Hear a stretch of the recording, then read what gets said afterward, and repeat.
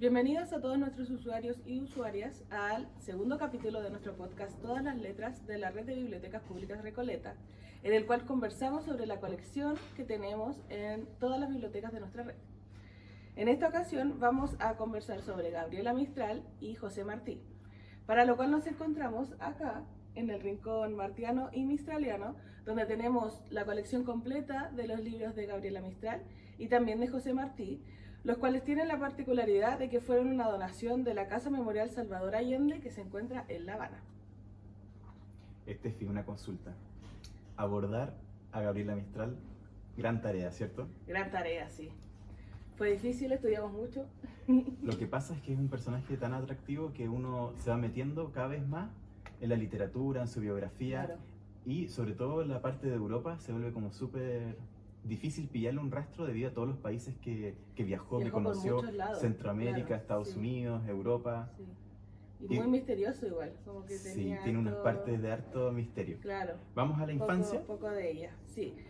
Vamos a conversar, bueno, primero comentar que este año en diciembre se cumplen 80 años de que Gabriela Mistral ganó el premio Nobel, por lo cual este año es bastante importante como para su biografía y su historia, digamos. Sí, yo creo que hay hartas pautas este año y Gabriela Mistral va a ser un eje central en todo lo que es cultura Claro, y nosotros no queremos estar ajeno a eso.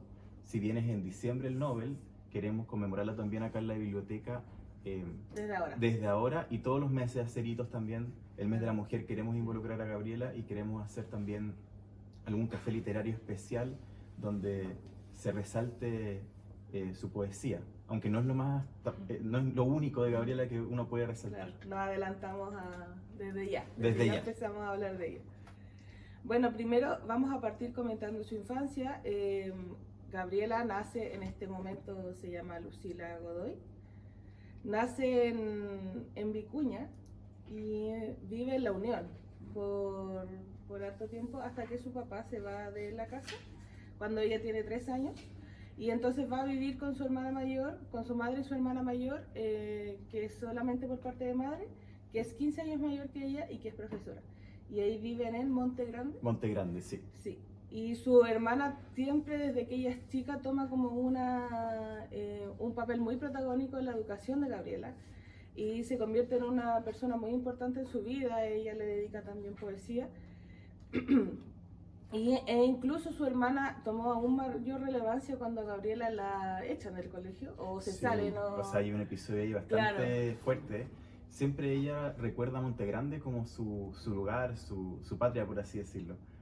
Y en la cuarta región, que al final de toda la parte del Elqui, ella vivió momentos muy buenos en la infancia, pero también momentos fuertes como la parte, claro, cuando fue al colegio.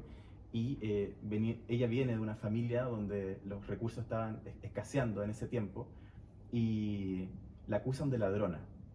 Y todo este aval todo este hecho fue avalado por la directora, Claro. porque fue un rumor entre sus propias compañeras, como Gabriela Mistral no tiene plata, entonces, Lucila en ese momento se robó unos materiales y ahí es la misma directora que confirma este hecho y le manda una carta a su mamá diciendo que Gabriela igualmente daba lo mismo si iba o no al colegio, si total no iba a tener la capacidad, Claro, no iba a llegar muy lejos. no iba a llegar lejos y no iba a tener la capacidad de ser alguien estudiosa, etc. No se imaginaba lo que estaba diciendo. No se imaginaba. Y bueno, desde ese momento su hermana como profesora toma el rol de darle clases particulares a Gabriela y que ella termine su educación en la casa, digamos. Ella a los 16 años, porque parte siendo a los 14 años asistente de Sí. profesora. Eso igual es súper bacán, Claro. es destacarlo. Ella, en vez de tener una carrera como tradicional, fue una carrera bastante hecha a pulso, siendo a los Claro. 14 años asistente de escuela. Desde el oficio. Exacto, desde el oficio. Entonces eso es importante rescatar. Si bien después a los 25 años pudo convalidar y ser profesora de Estado, Ujú. ella se formó a través de la asistencia, de estar ahí. Es el sello de ella es que estaba ahí en la educación. Claro, ya era profesora hace mucho tiempo.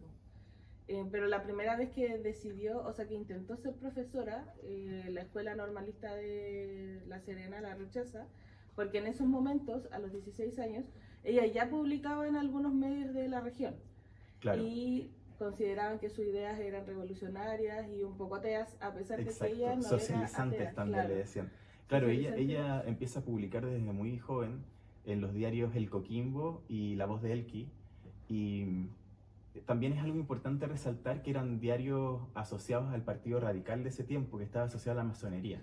Hay una parte también de la masonería, como podemos ver la amistad con Pedro Aguirre Cerda, también cuando se va a México con José Vasconcelos, que vamos a pasar después, que también masón, y ahí también se hace un nicho de lectores, pero le cuesta también, por otro lado, el tema de que la encuentran que es socializante. Ella en esos momentos es donde está a favor del sufragio femenino, de la educación de las mujeres, del rol de las mujeres en la sociedad, de forma activa, no de forma pasiva. Entonces eso fue bastante desafiante para las autoridades de esa época y la parte conservadora que, como tú dices, la fue vetando de esos escenarios. Fue un poco incomprendida también acá en Chile. Bueno, después vamos a pasar por eso, pero vuelve muy poco a Chile después de que se va finalmente. Muy pocas veces, entonces en Chile como que siempre tuvo esta sensación de incomprensión. Y solía decir que su patria no era Chile, sino que era el Valle del Elqui, que era donde ella había crecido, que era Monte Grande. Siendo que como profe, ella estuvo en todos los lugares, o sea, también siendo del norte, estuvo en Punta Arenas, en Traillén, estuvo en bastantes lugares, en Santiago también. Claro. En Punta Arenas estuvo porque Pedro Aguirre Cerda la nombró directora. Exacto, del fue colegio muy cercana a Pedro Aguirre Cerda. El Liceo de Niñas. Le dedica su primer libro de Salación a Pedro Aguirre Cerda.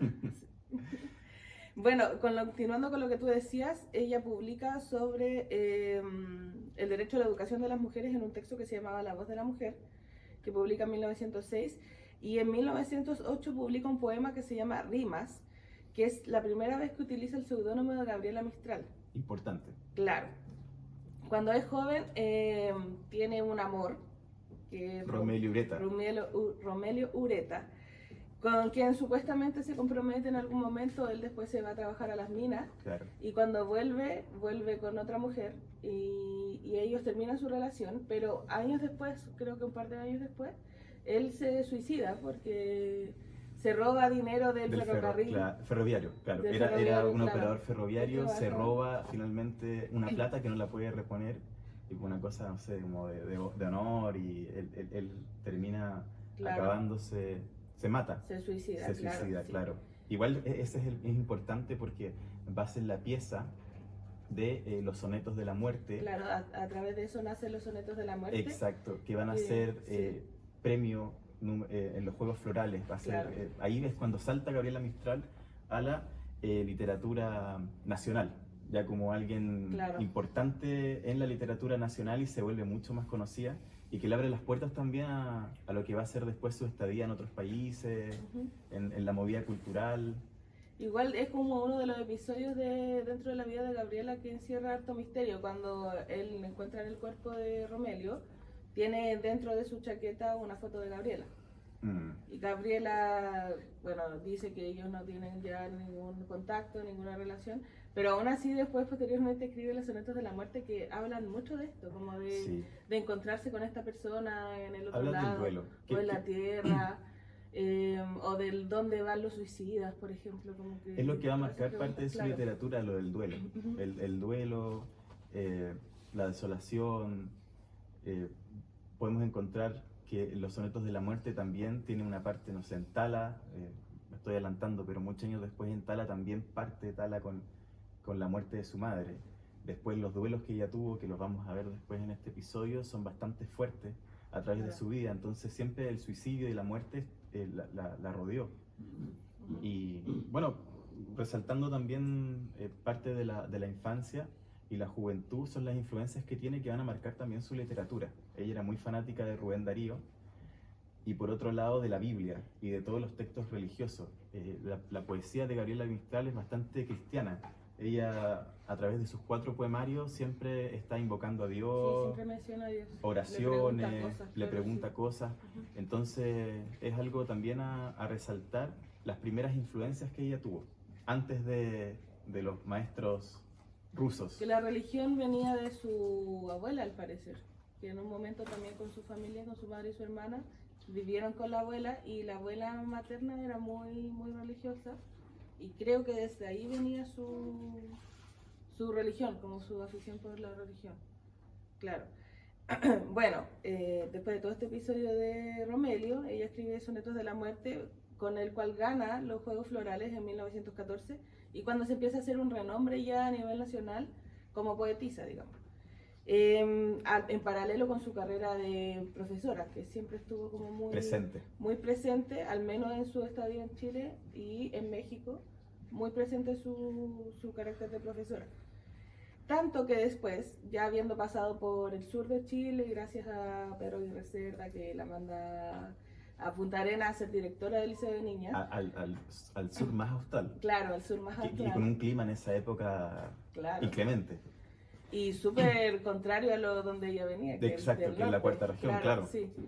Y después pasa por Temuco, pasa por distintas partes del sur, hasta que finalmente en 1922 José Vasconcelos la invita, que viene de visita a México, la invita a ir a México para participar de su programa educativo. Es súper importante situarse en la figura de Vasconcelos. Vasconcelos le llaman uno de los apóstoles de la educación en México. Él lo que hace es que llega a Chile, se junta, él era masón, tenía también un círculo masón que se conocía la obra de Gabriela Mistral. Entonces él dice, bueno, yo quiero que Gabriela se vaya a participar de la reforma educacional en México. Él es tan importante que aparte de Mistral, también apoya mucho a Diego Rivera, a Alfaro Siqueiros, en el mundo del artístico, hace una movida cultural popular en México de la más adelantada de esa época. Y es curioso porque Jorge Alessandri le manda una carta cuando ya Gabriela está ahí en México, diciendo a Vasconcelos que Chile tiene muchas mejores mujeres más capacitadas y más aptas y estudiosas que Gabriela Mistral para liderar la reforma educacional en México. Y Vasconcelos le responde diciéndole, yo estoy seguro que lo mejor de Chile está en México. Entonces algo bastante bueno. El espaldarazo. Sí. Y también es algo muy bonito de Gabriela en México, que impulsó un proceso de alfabetización y puso muchas escuelas populares. Claro. Y eso, ella fue importantísima en la reforma popular en México, con escuelas populares, también yendo bibliotecas a las bibliotecas populares. Exacto. Sí. Ella siempre muchas bibliotecas populares. Y en México la ovacionaban. Hay varios testimonios que dicen que ella daba discursos en los pueblos de México, en los pueblos más rurales, y la gente se levantaba a ovacionarla porque le encantaba en el fondo su visión y su forma también discursiva. Tenía mucho... Habla con mucho cariño de México. Hay algunas crónicas que dicen mi México.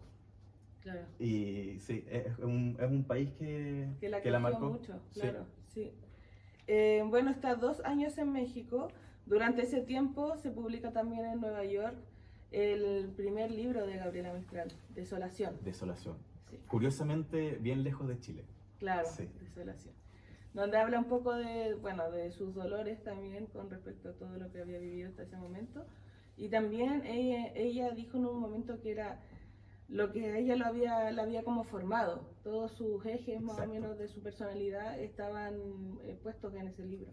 Claro, es un libro que a la vez habla de relaciones, del duelo, tiene una parte muy sensual, Desolación, la primera parte que es más religiosa, y la última que también se repite en su literatura, que es a través de la naturaleza o la cotidiana, que también siempre va a estar presente en los 4 poemarios.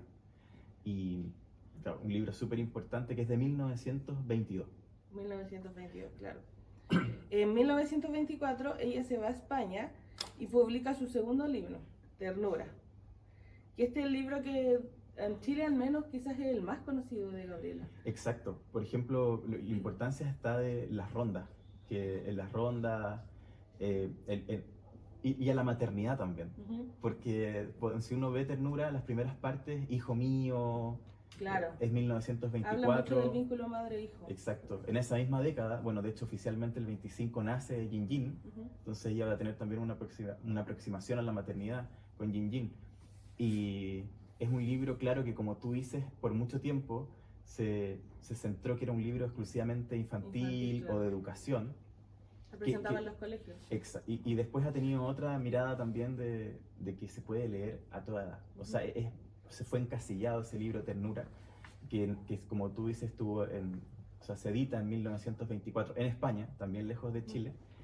Y yo creo que la particularidad de ese libro es, como tú dices, las rondas, el tema de la maternidad y el contexto que ella estaba viviendo en Europa.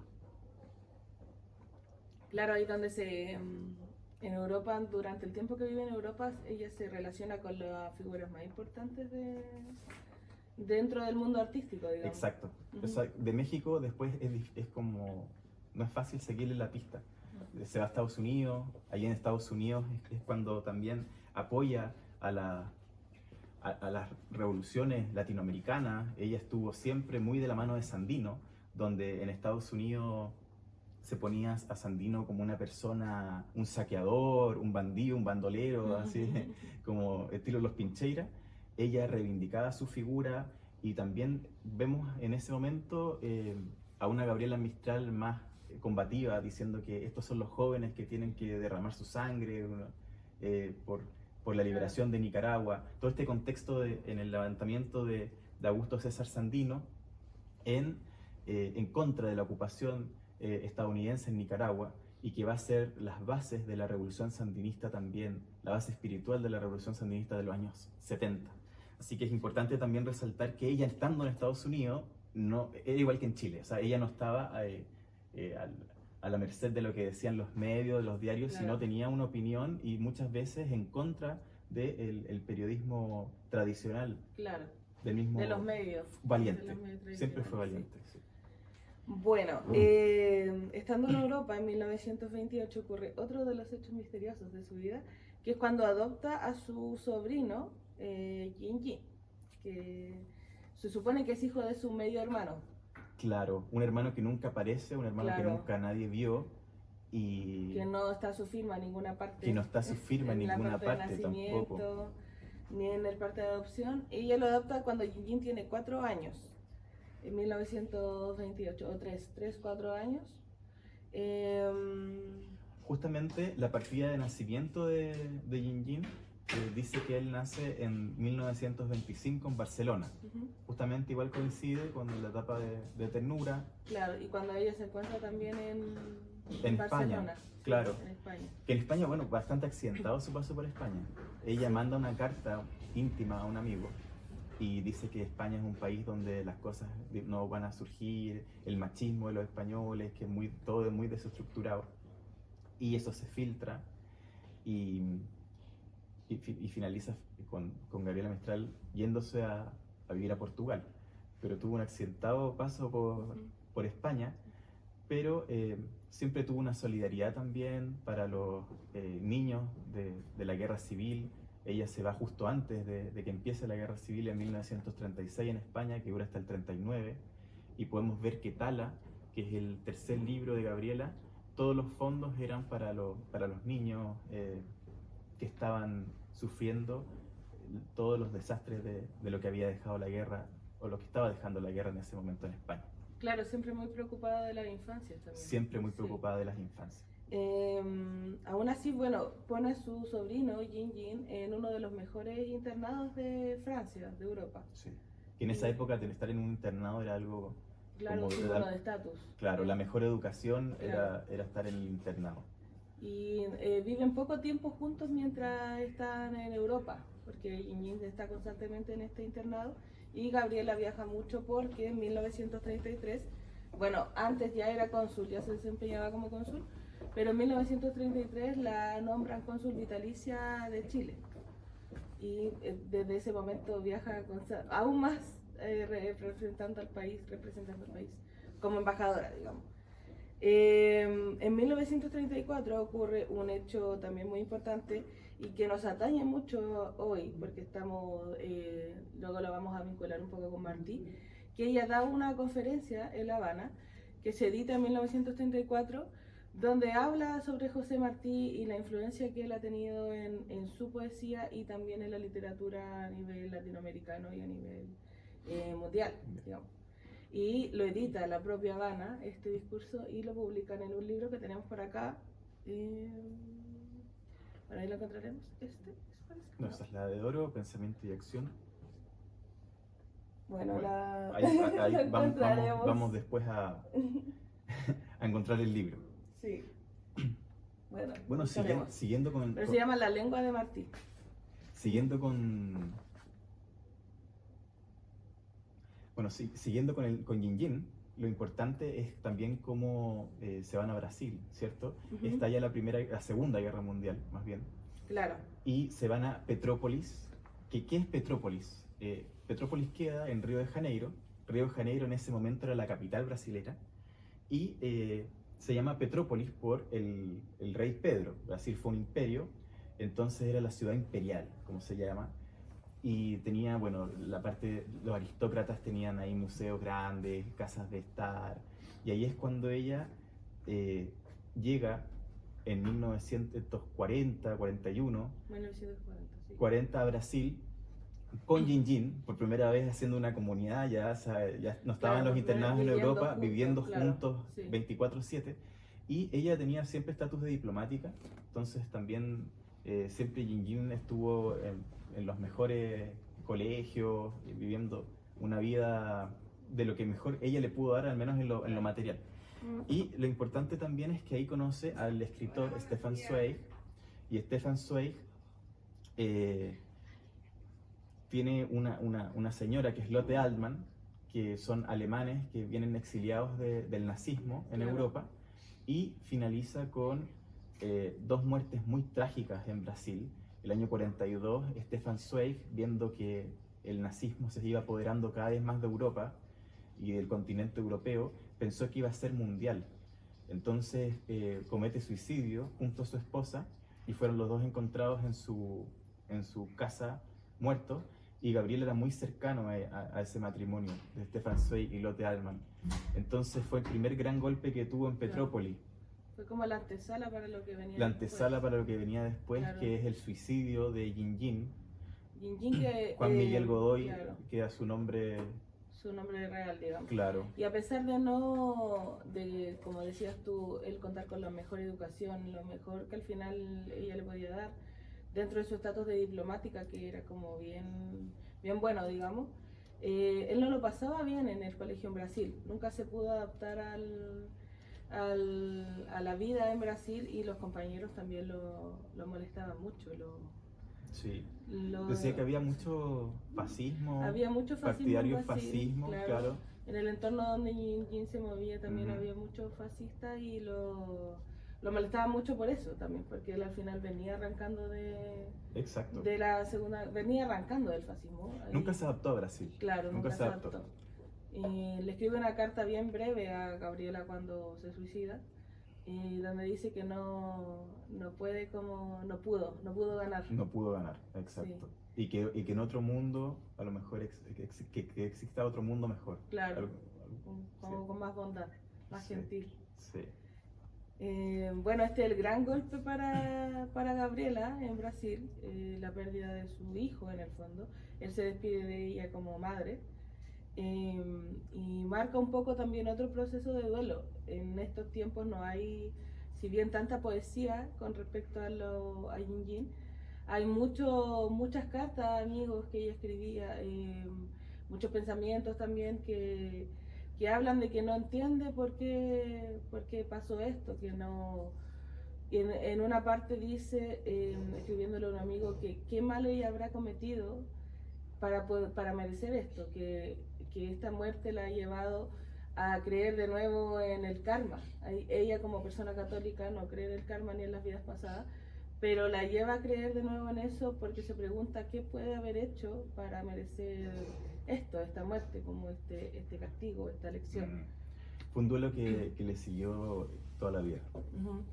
Claro, hasta el final. Ella al final, cuando vive con Doris Dana, le dice: hoy tuve un sueño horrible, soñé con Yin, y que Yin me reclamaba que no tengo nada que lo recuerde, entonces que lo tengo olvidado. Y siempre, claro, fue su hijo, lo crió, y si bien a lo mejor pueden decir no, fue el sobrino, pero ella se hizo cargo de la maternidad, siempre fue su hijo, y y fue un dolor también de los golpes grandes que tuvo en su vida. Claro, un duelo que nunca pudo superar, como tú bien decías. En 1945 gana el Nobel. Claro. El premio Nobel. Que vamos a conmemorar este año. No conmemorar, celebrar. Vamos a celebrar celebrar los 80 años. En múltiples ocasiones. En múltiples ocasiones. Sí. Bueno, y gana el Nobel antes del premio nacional. Ese también es algo importante. El Premio Nacional de Literatura en Chile se le da después del Premio como un año Nobel después, de Literatura. Creo, ¿no? Unos años después. Ya. Imagínate, más encima. Sí, más encima. Para rematar su claro. convivencia con Chile.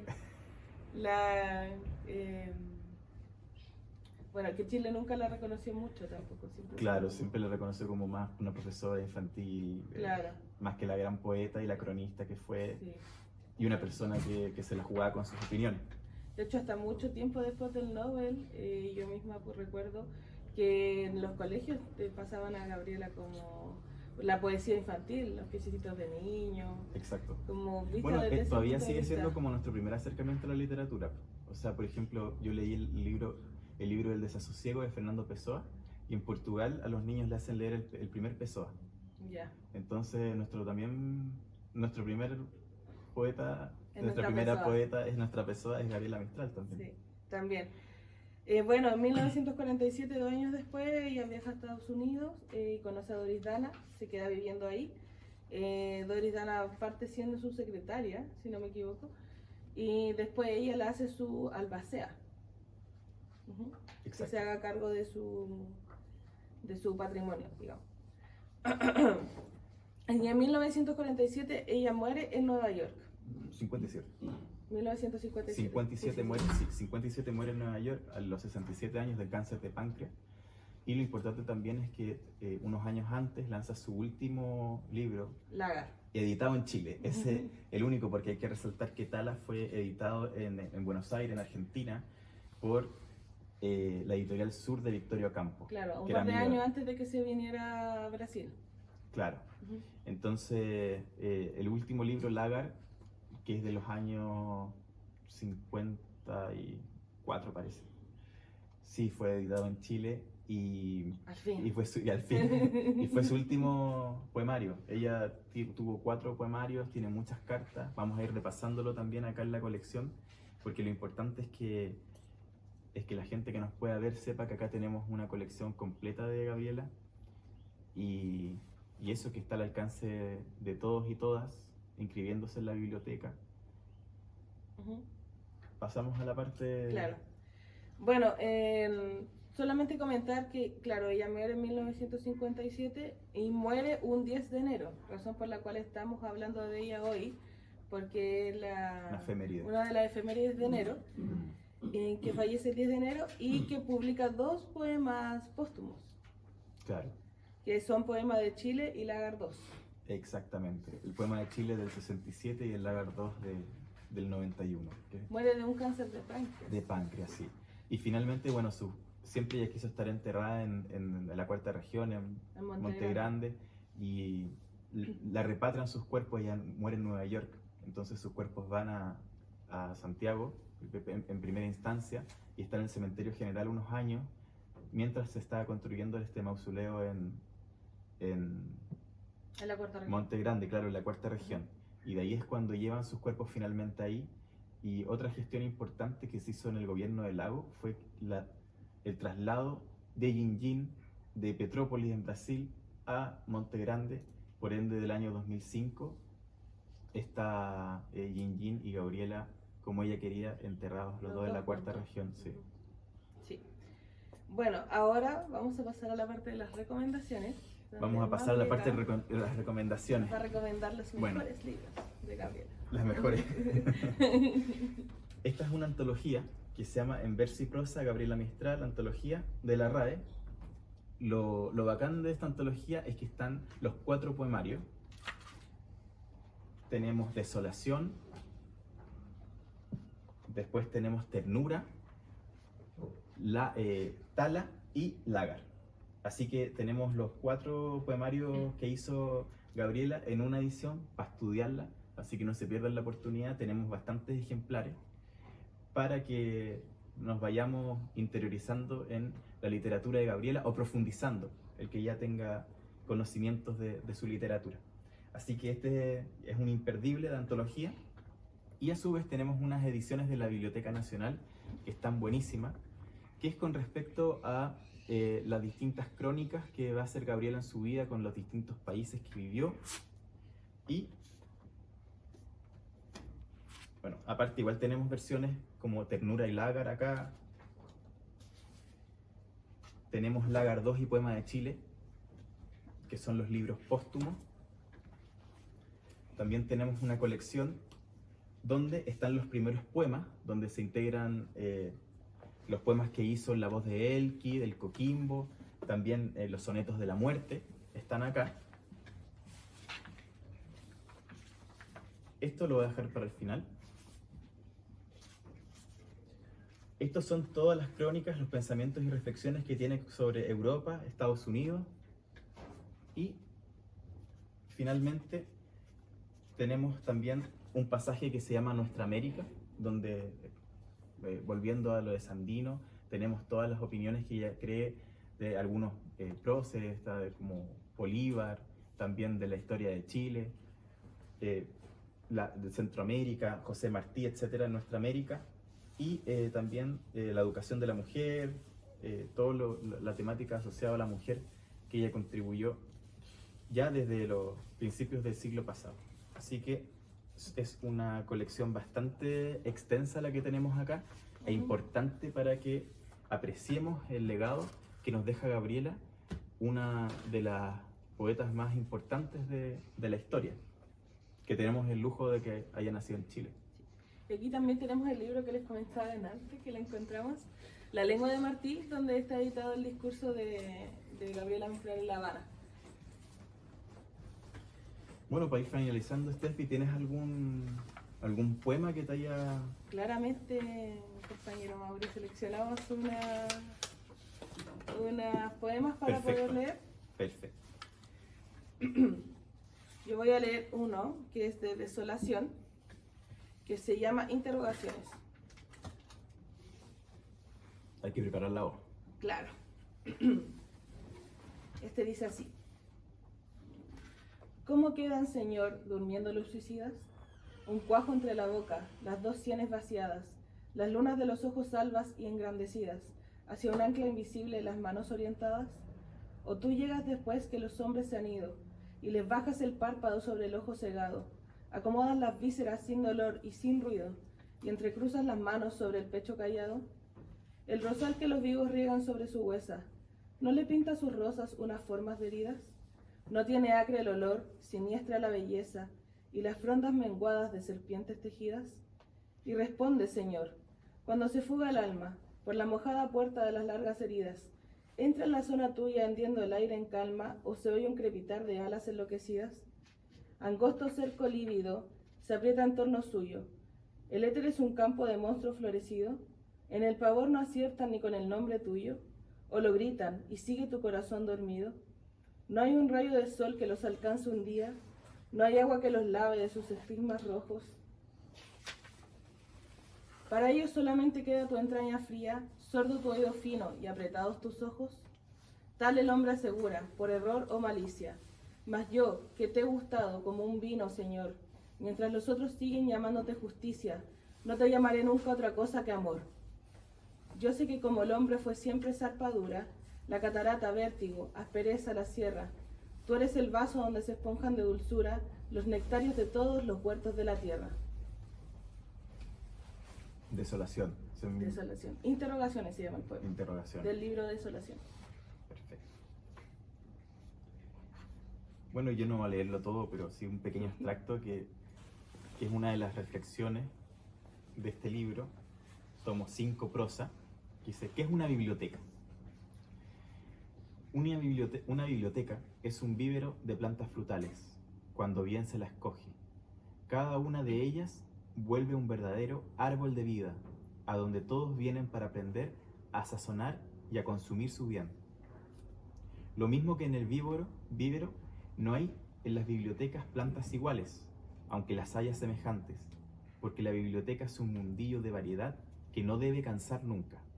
Aquí están los fuertes y los dulces, los cuerdos y los desvariados, los serios y los juguetones, los conformistas y los rebeldes. Finalmente, con esa apología a la biblioteca, y como estamos en la biblioteca pública Pedro Lemebel de Recoleta, celebrando a los 80 años del Nobel, conmemorando su muerte de Gabriela Mistral, finalizamos. Claro, finalizamos esta sección dedicada a Gabriela. Espero que les guste, fue harto estudio. Esperamos que la hayamos Es una gustado. autora completa, muy difícil y bueno, es para estudiarla toda la vida. Enigmática. Es para estudiarla Sí. toda la vida. Es para estudiarla, claro, como tú dices, constantemente, porque siempre uno se encuentra con otro detalle. Así que todas las Bueno, letras, Todas las letras. Despedimos a Mauri ahora. bueno, gracias por Nuestro- estar en este podcast. Todas las... Sí.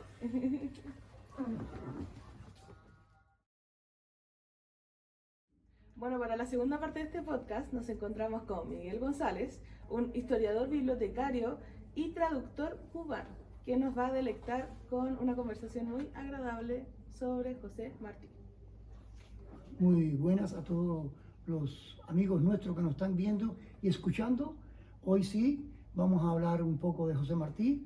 Hablar de José Martí es una tarea arduamente difícil, así que vamos a compartir lo que conocemos de Martí con Claro. ustedes. Muchas gracias, Miguel, por estar acá. Primero que todo, conversar sobre la infancia de José Martí, quien, a pesar de su origen español, él era hijo de españoles, tuvo una infancia muy marcada por la lectura y por su contacto con las ideas revolucionarias a través de sus compañeros de colegio. Sí, es importante eso que tú dices, sí. Martí es un niño que nace, no es un niño que nace en cuna rica, es el primogénito de un matrimonio de hijos de españoles, que su padre era velador, estaba al servicio del gobierno español también, era como funcionario público, su mamá era ama de casa. Y la importancia de Martí, que despierta en él estas ideas, es porque la escuela, es porque el profesor indicado en el momento determinado, Martí lo tiene ahí. Martí tiene ese profesor que lo enseña, que lo guía, como un padre llamaba él a ese profesor. Entonces es muy importante destacar eso, Claro. en él despertar esas ideas. Y la importancia de los profesores también en la vida de estos personajes, lo que le puede otorgar. Exactamente, mira, una pequeña anécdota que hay es que en una de las vacaciones el padre lleva a José Martí a un campo en las afueras de La Habana, y en uno de los paseos que hace, Martí observa un esclavo colgado de un ceibo en el monte. Eso lo impactó mucho a él. Ya a partir de ahí, el niño, cuando vio esa imagen, le cambió, empezó a pensar Claro. diferente. Tuvo otra perspectiva. Tuvo otra perspectiva y fue pensando diferente. Bueno, él escribe desde muy joven, desde adolescente, digamos. Su poema más destacado cuando era adolescente se llama Abdala.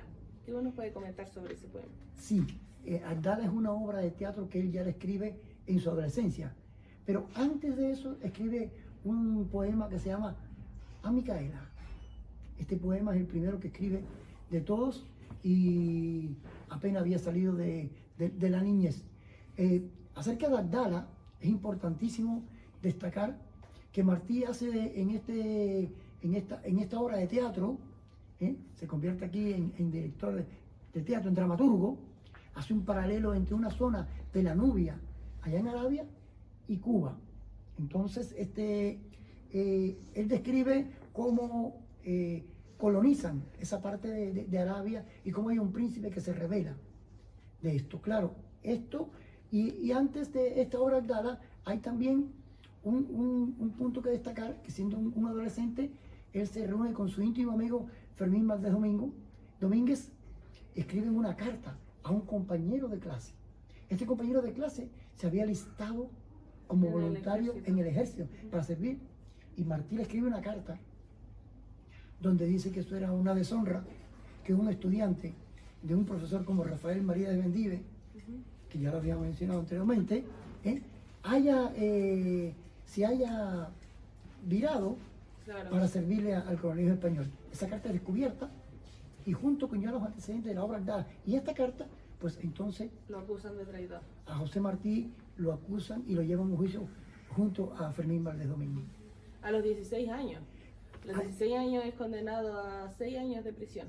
Claro, a los 16 años, apenas un niño, Claro. es condenado, como dices tú, a prisión en un presidio donde en unas canteras tiene que llevar un grillete pesado con una cadena.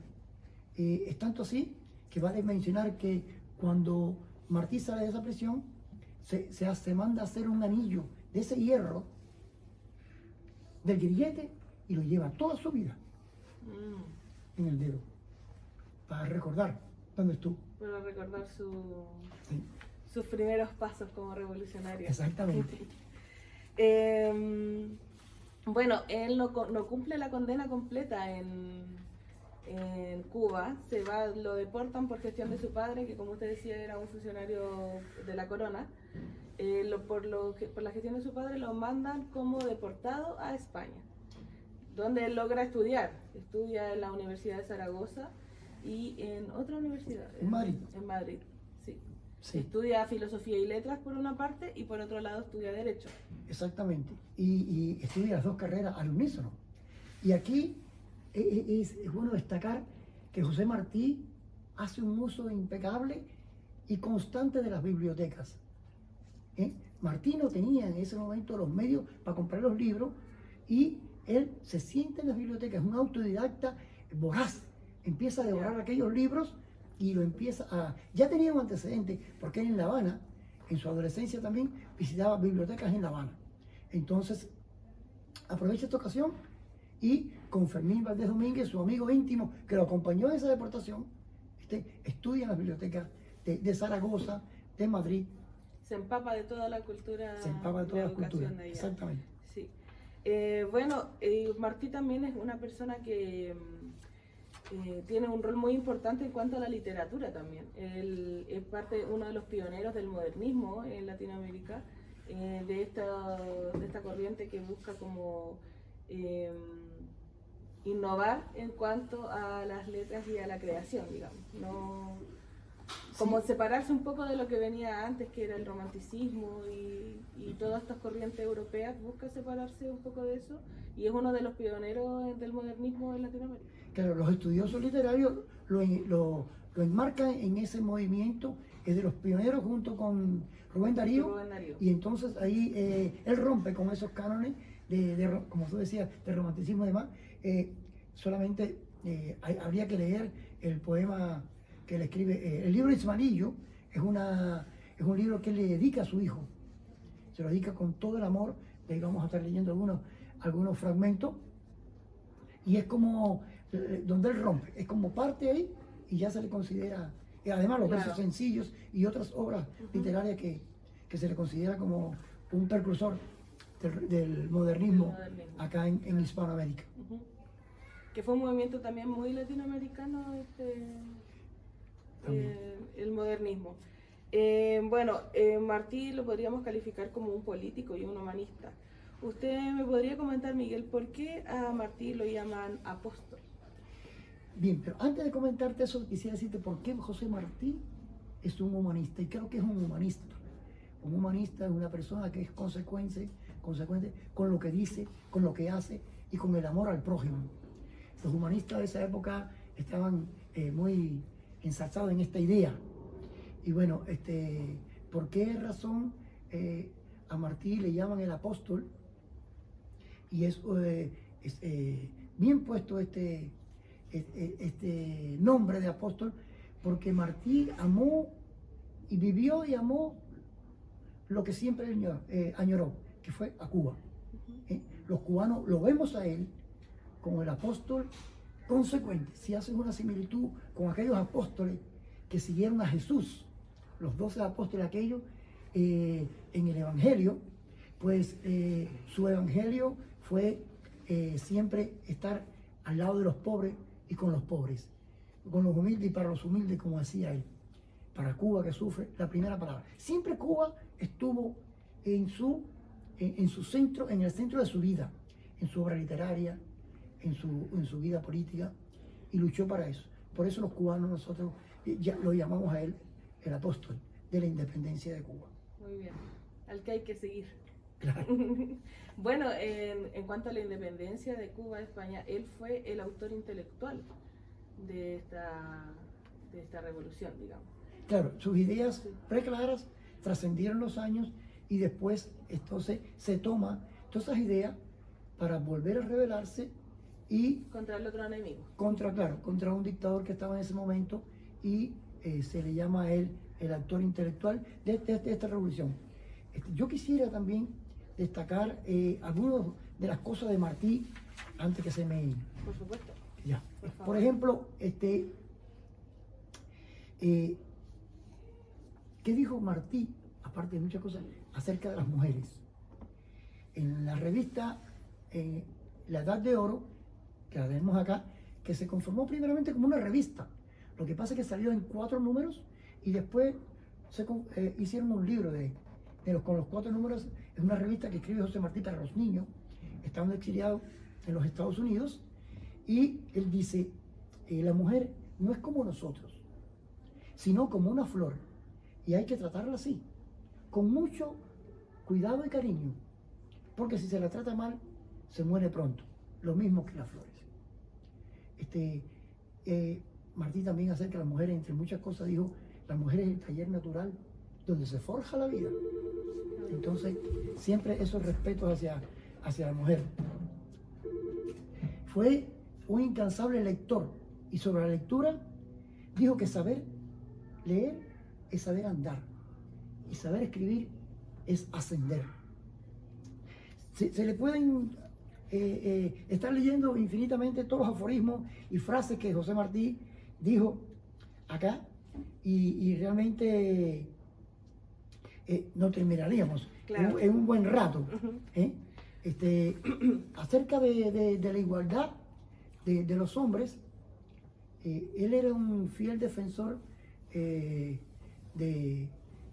un antiesclavista y un fiel defensor de los derechos de los hombres, lo que pudiéramos llamar hoy día los derechos humanos. Claro. Y acerca de las razas, él decía, más que indio, más que negro, más que chino, dígase hombre y se han dicho todas las razas. Dígase hombre y ya se dicen todos los derechos, claro, además de esto. Eso sería bueno decirlo. Solidario, compartía, tiene una frase que es profundísima, donde dice que patria es humanidad. Y volviendo a la frase a donde decíamos que Martí era un humanista por excelencia, hay unos versos de él que vamos a decir al final para volver a ilustrar esto. Claro. Sí, bueno, como usted comentaba, Martí es una persona que creía en los derechos de todas las personas, lo que hoy en día llamaríamos los derechos humanos, que no creía que la revolución tuviera que ser solamente de los cubanos libres, digamos. Él creía que la esclavitud se tenía que acabar, hablaba mucho de que un hombre blanco o un hombre negro eran lo mismo.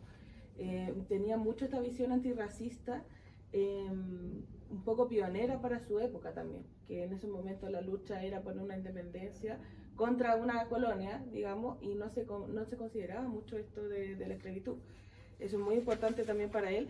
Y también que él es el artífice, digamos, intelectual del partido de Cuba, por ejemplo.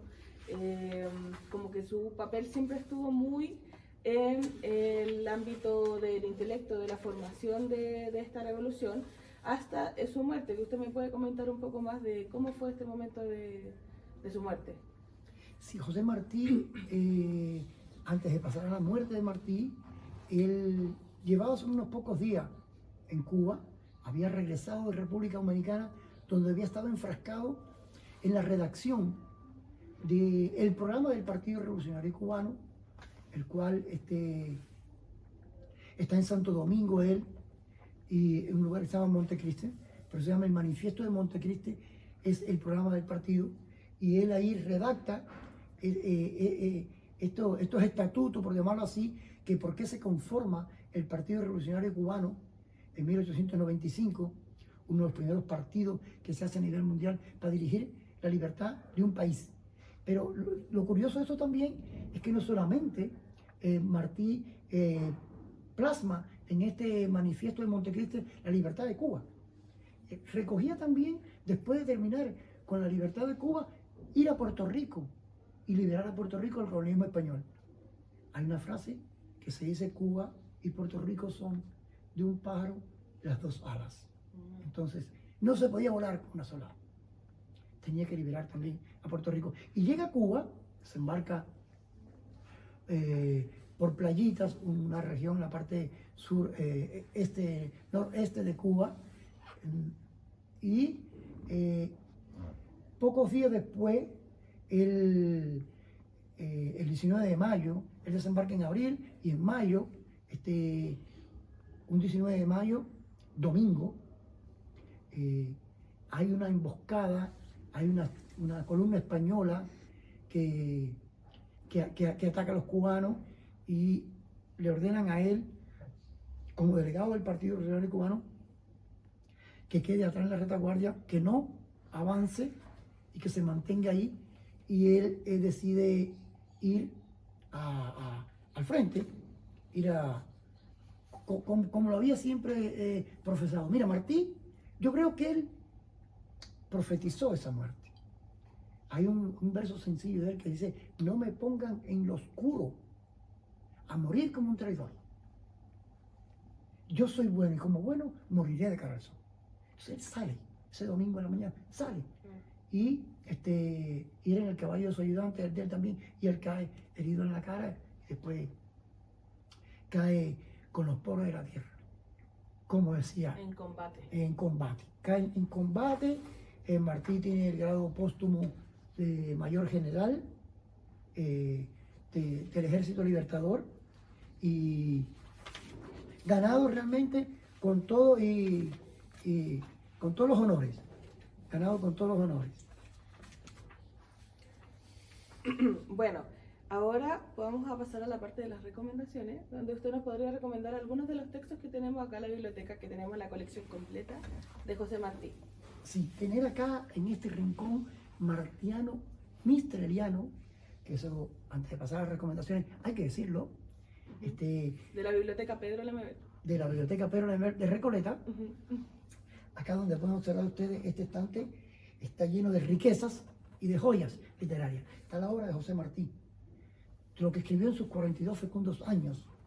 Una obra y esta colección traída gracias a una generosa donación de la Casa Memorial Salvador Allende en La Habana, y que llegó para quedarse aquí a Recoleta. Con el tiempo, muy poco tiempo después, nos dimos cuenta que, y siguiendo estudiando, que Gabriela Mistral y José Martí existía una unión muy grande. Gabriela Mistral viajó 4 veces a La Habana con el objetivo de estudiar la obra de José Martí. Pedagogo José Martí, pedagoga Gabriela Mistral, y ambos precursores de la ternura, de la pedagogía de la ternura. A Gabriela le interesó mucho esto. Visitó durante 4 veces la isla y estudió la obra de José Martí. Así que nosotros no podíamos tener en esta biblioteca la obra de Martí acá, y por otra parte la obra de Gabriela Mistral. Hicimos este matrimonio literario y lo unimos aquí, que hoy lo ofrecemos a los recoletanos, a las recoletanas, a todos los chilenos y chilenas que vengan a visitarnos acá. Este es un rincón que le decimos rincón porque fue una política nuestra en Cuba, hacer rincones martianos en todas las escuelas, en todas las bibliotecas y en todos los lugares. Por lo tanto, esta obra aquí se le ofrece y vamos a empezar a recomendar. Hay un libro que ya en la sesión anterior, cuando estaba Mauricio, se llama La Lengua de Martí, que es una compilación y referencia de Jaime Quesada, y el prólogo está escrito por Roberto Fernández Retamal, un estudioso de José Martí. Aquí podemos encontrar los textos que han recopilado y que la Gabriela escribió sobre Martí. Y del discurso también que da ahí en La Habana, que también hay parte ahí del discurso que ella da en La Habana, que La conferencia. Claro, lo editan y lo ponen en este libro, digamos. Exactamente, ahí lo ponen. Yo quiero además recomendar, no pudiera dejar de hacerlo, ese libro que está ahí, que se llama La Edad de Oro, que ya lo había mencionado. Hoy en día está conformado en un libro. Cuando originalmente se editó, Es un libro escrito para los niños de América, porque los niños son los que saben querer, al decir de Martí. Los niños son la esperanza del mundo. Realmente esto se edita este libro nuevamente en Cuba. Esta edición fue cuando cumplen en 1953 100 años del natalicio de José Martí, que pronto, en pocos días, vamos a estar celebrando. El 28 de enero es el natalicio de José Martí. Claro.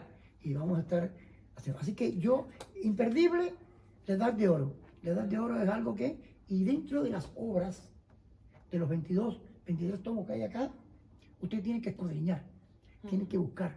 Ahí está su epistolario, ahí está su ideario, está el programa político que escribió acerca del partido. Bueno, está calificado por distintas... Está calificado de distintas categorías. Acá, por ejemplo, este es el tomo 2 de poesía. Y hay varios ahí donde están los discursos, está calificado de distintas maneras, para que la gente pueda orientarse y venir a buscar los libros y encontrar dentro de la colección. Mira, Estefanía,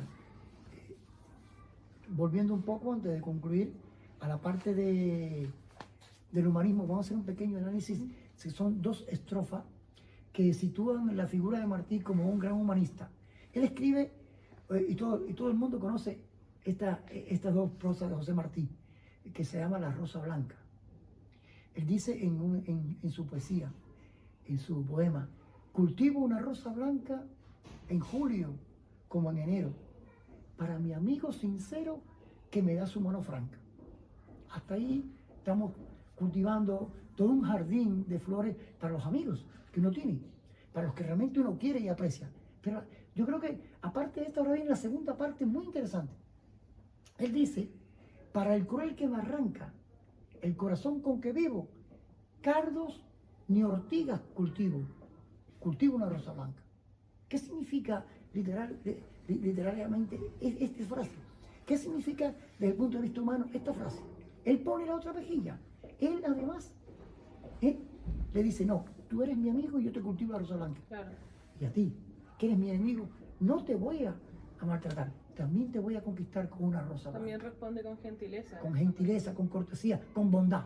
Bondad y amor lo caracterizan toda su vida. Por eso se eleva al Olimpo de los grandes humanistas universales, José Martí. Claro, y por eso lo estamos también hoy conmemorando, como usted decía, el natalicio de José Martí, que va a ser el 28 de enero.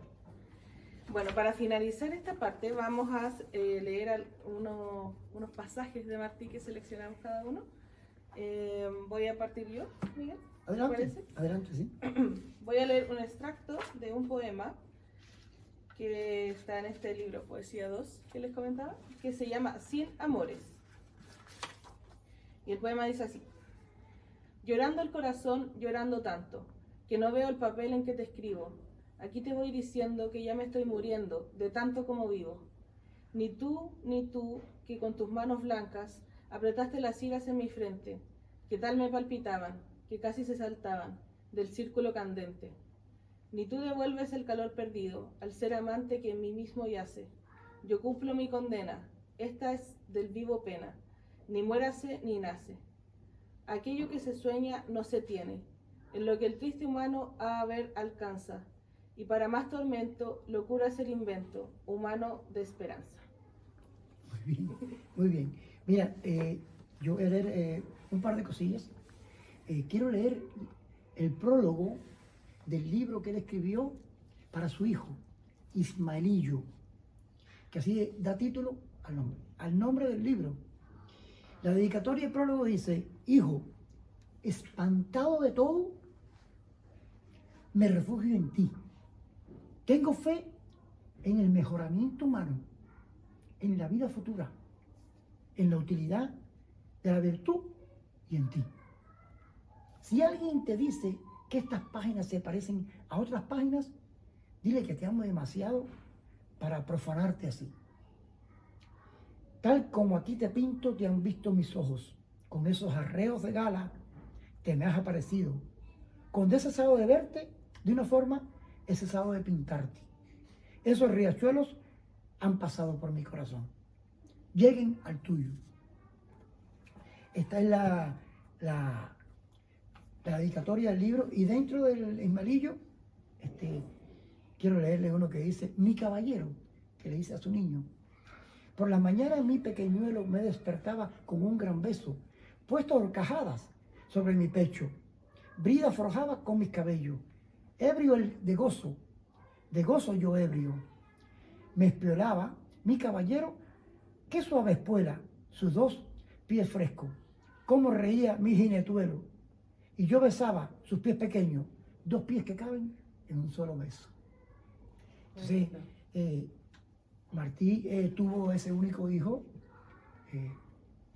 y le dedicó este libro Ismarillo, el cual recomendamos, que está aquí, ese chico que está, por favor, ese está acá, dentro de la Edad de Oro, está situado este libro también. Y recomendar que vengan acá a la biblioteca, que visiten la biblioteca. Acá está las obras completas, como lo habíamos dicho, de José Martí. Hay un libro de Fernando Ortiz, un martiano por excelencia, donde destaca al Martí humanista. Ahí lo que dijimos fue muy poco. Aquí está resaltado realmente las virtudes humanistas de José Martí. Y no podía escaparse la faceta pedagógica de José Martí. Cuando él termina los estudios de pedagogía, le escribe una carta a su madre donde dice: madre, me he hecho maestro, que es hacerme creador de hombres. Así que iba en este libro, aquí está, que es de María Caridad Pacheco González y Rigoberto Pupo, está acá en la biblioteca Pedro Lemebel. Vengan a buscarlo para que profundicen en el conocimiento de José Martí. Y esta joyita, que llegó también de la casa Memorial Salvador Allende, junto con la colección de obras completas, aquí está el manifiesto de Montecristi. Este manifiesto de Montecristi lo pueden leer ustedes de forma original. Él lo escribe con Máximo Gómez, un 25 de marzo de 1895. Hay en esos, bueno, y este que está acá es el facímil. Aquí está de puño y letra de José Martí, los facímiles de este. Ya como cerrando, quisiera decir que es muy poco el espacio de tiempo para enjaular una obra y una vida tan fecunda de José Martí. Necesitaríamos muchos podcasts en todas las letras. Sí, muchos podcasts de todas las letras, capítulos de todas las letras. Sí. Pero yo quiero terminar con una anécdota, si me lo permite. ¿Sí? Adelante. Ya. Cuando yo era chico, que empecé el colegio, tendría 6, 7 años, y guardo de ese día, de mi primer día de clase, ese olor que desprenden la cáscara de los lápices cuando uno le saca punta.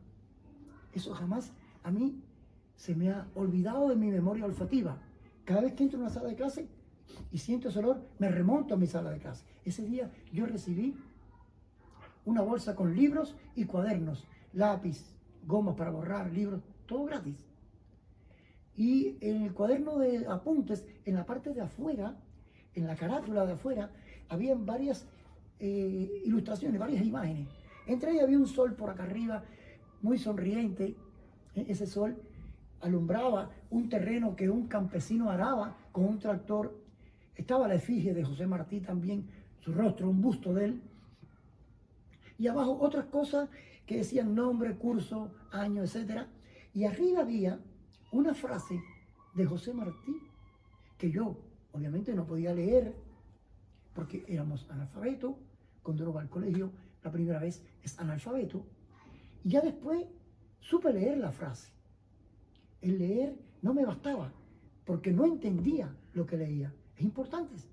Uno puede leer, pero tiene que saber entender e interpretar lo que lee.